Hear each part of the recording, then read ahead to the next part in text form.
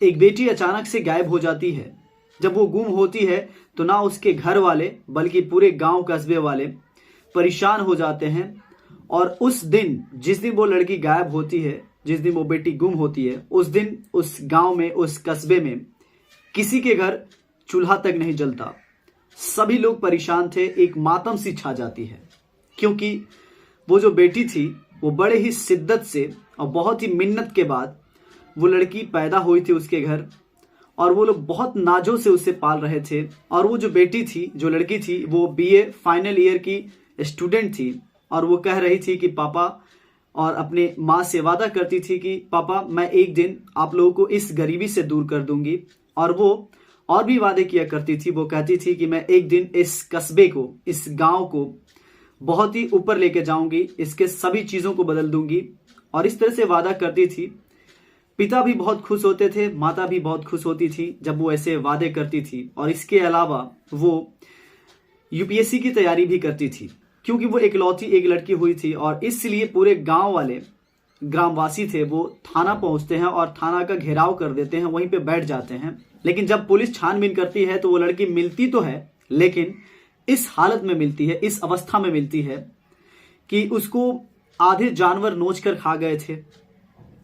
उस लाश को देखकर अजीब सा लगता था। सभी लोग परेशान हो जाते हैं कि आखिर क्या ऐसा भी हो सकता है। जब ये खबर पूरे सोशल मीडिया के माध्यम से लोगों तक पहुंचती है तो लोग भी कहीं ना कहीं परेशान होते हैं, क्योंकि जब सबसे ज्यादा जिस पे भरोसा होता है वो लोग क्या ऐसा कर सकते हैं। नमस्कार, मैं हूं राज और आप देख रहे हैं क्राइम दुनिया की। आज की जो सच्ची घटना मैं आपको सुनाने वाला हूं, ये घटना है उत्तर प्रदेश की। उत्तर प्रदेश में एक जिला पड़ता है जिसका नाम है कौशाम्बी, और इसी कौशाम्बी जिला में एक थाना पड़ता है जिसका नाम है मंझनपुर, और इसी थाना क्षेत्र में एक गांव पड़ता है जिसका नाम है टेंसा आलमबाद। इसी टेंसा आलमबाद गांव में एक लड़का सुबह सुबह शौच करने के लिए निकलता है। जब वो जाता है तो वहां पे एक नहर है, और नहर के किनारे वो शौच करके जब वापिस आ रहा होता है तो उसे एक चमकते हुए चीज दिखती है जो कि व्हाइट दिखता है। अब वो वहां पहुंचता है। धीरे धीरे जब उस व्हाइट चमकते हुए वस्तु के पास पहुंचता है, खुरीद कर देखता है तो पता चलता है कि वो एक लाश की हड्डी है। वो देखने के बाद चौंक जाता है, डर जाता है। जब वो लड़का इस तरह से देखता है, हबड़ाया परेशान होकर भागता है, वहां से गांव में आता है और सभी सच्चाई को बताता है। जब लोगों को ये बात पता चलती है तो लोग वहां पहुंचते हैं। वहां जाने के बाद देखते हैं तो वाकई वहां पे वो लाश पड़ा होता है। वो एक नहर, दलदल सा जगह होता है, उसमें वो दलदल में लड़की पाई जाती है। और आपको बता दें कि उसी आनन फानन में वहां के ग्रामवासी पुलिस को कॉल कर देते हैं। जब पुलिस आती है तो वाकई में वहां पे लाश तो होती है, लेकिन उस लाश के आधे टुकड़ों को जो वहां के जंगली जानवर थे नोच नोच कर खा गए होते हैं। शरीर के आधा धड़ वो खा गए होते हैं, और कुछ धड़ बचा होता है जिसको पुलिस अपनी हिरासत में लेती है। और जब छानबीन करती है तो पता चलता है कि ये वही लड़की है जो कि गुम हो गई थी। गांव वाले जब इस तरह से हालात देखते हैं तो वही परेशान हो जाते हैं कि क्या ऐसे भी मौत हो सकती है। ये लड़की को किसने ऐसा किया। अब पुलिस अपने हिसाब से छानबीन करना शुरू कर देती है। वो सबसे पहले इनके माता पिता से ही पूछताछ करना शुरू करती है। वो लड़की जो थी, उसके माता पिता, उसके पिता का नाम होता है नरेश, और नरेश के पत्नी का नाम होता है शोभा। और वो लड़की जो कि यूपीएससी की तैयारी कर रही थी, बीए फाइनल की स्टूडेंट थी, उसकी उम्र होती है 22 साल, 21-22 साल के करीब। अब पुलिस देर ना करते हुए सबसे पहले इनके परिवार वालों से पूछना शुरू करती है।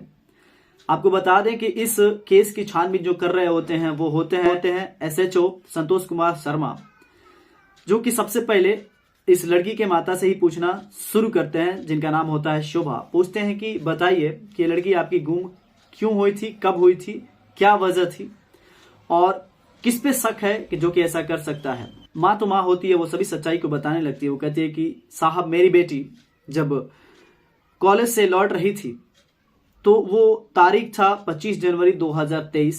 इस दिन को जब वो घर लौटी तो मैं उसके बैग में चेक करने लगी कि ये क्या क्या चीजें रखी है। जब मैं देखी तो कुछ ऐसे वस्तु मिले जिसका मुझे अंदाजा नहीं था। उस बैग में थे प्रेगनेंसी किट और गर्भपात करने वाले कुछ दवाइयां। जब माँ इस तरह से देखती है उसके बैग को तो वो भी परेशान होती है क्योंकि वो समझ नहीं पा रही थी कि आखिर मेरे बेटी के बैग में ये कहाँ से आया। और वो कहती है कि बेटा बताओ, ये किसी सहेली के लिए है या क्या है, ये तुम्हारे बैग में कैसे है।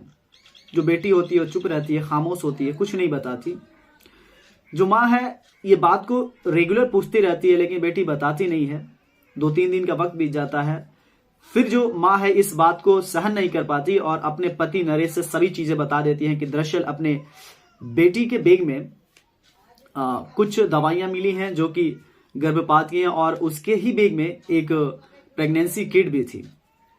जो नरेश पिता होता है वो भी परेशान होता है कि मेरी बेटी इतनी अच्छी पढ़ाई लिखाई में, जो कि यूपीएससी की तैयारी कर रही है, बीए फाइनल की स्टूडेंट है, और उसको क्या जरूरत इस चीज की, कहीं उससे कुछ गलती तो नहीं हो गई है। ये पूछताछ करते हैं अपने बेटी से, लेकिन बेटी कुछ नहीं बताती। अब अगले दिन जो नरेश होता है वो अपने भाई गुलाब और रमेश को ये सभी बातें बता देता है। जब ये बात बताता है तो ये सभी भाई सुनते हैं, और सभी गांव कह रहे हैं, वो सभी भाई परेशान हो जाते हैं। ये बात वो नहीं चाहते थे कि सबको पता चले, और इसलिए और उसी दिन यानी कि 25 जनवरी 2023 को ये लोग हर रोज की तरह डिनर करते थे। डिनर करने के बाद सभी लोग अपने अपने कमरे में जाते थे, सो जाते थे। सेम वैसा ही बेटी भी उस दिन खाना खाती है, डिनर हो जाता है, सभी लोग अपने अपने कमरे में चले जाते हैं। और कुछ पहला पहर समझ लो, यानी कि रात के वक्त होती है। उस वक्त ये नरेश पिता और इसके 2 भाई गुलाब और रमेश ये आते हैं और उस बेटी को पकड़ते हैं। पकड़ने के बाद उसके गला घोटकर उसकी मौत के घाट उतार देते हैं, और उसके इस लाश को ले जाकर उस नहर में, जो दलदल नहर था, उसमें ले जाकर फेंक देते हैं, उसे वहां दफना देते हैं। और उस पर तेजाब भी डाले थे कि जल्दी से ये गल भी जाए इसकी बॉडी, ताकि किसी को कुछ पता ना चले। लेकिन पुलिस की जब रिपोर्ट आती है तो पता चलता है कि वो जो लड़की थी वो 1 महीने की प्रेग्नेंट थी, और उसके साथ कोई भी ऐसा कांड नहीं किया गया था, बल्कि उसको गला घोटकर उसकी मौत की गई थी। तो ये प्रूफ हो जाता है, ये सिद्ध हो जाता है कि ये यही ऐसा किए हैं। बाद में जो पुलिस है वो उसके माता पिता यानी कि शोभा देवी माता और इसके पिता नरेश और रमेश और गुलाब, इन चारों को गिरफ्तार करती है। गिरफ्तार करने के बाद इन्हें जेल में डाल देती है। अब इनकी जिंदगी जो है जेल में कटेगी, क्योंकि वो ऐसा कृत्य ही किए थे, वो अपने बेटी को ही मार डाले थे।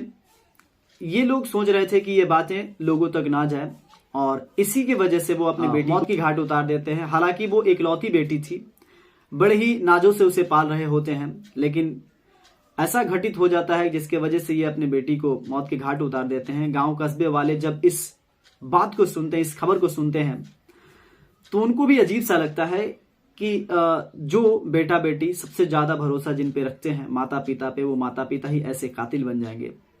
तो लोगों को भी यकीन नहीं होता है, लेकिन ये हकीकत है, सच है। तो ये इन लोगों को जेल होता है। अब तो ये इनकी जिंदगी जेल में ही कर। तो दोस्तों आपको क्या कहना है इस कहानी को सुनने के बाद? आप कमेंट बॉक्स में अपना राय जरूर बताएं। इस कहानी को सुनाने का उद्देश्य आपको अवेयर करना है, आपको सचेत करना है। मिलते हैं नेक्स्ट वीडियो में, तब तक के लिए जय हिंद, जय भारत।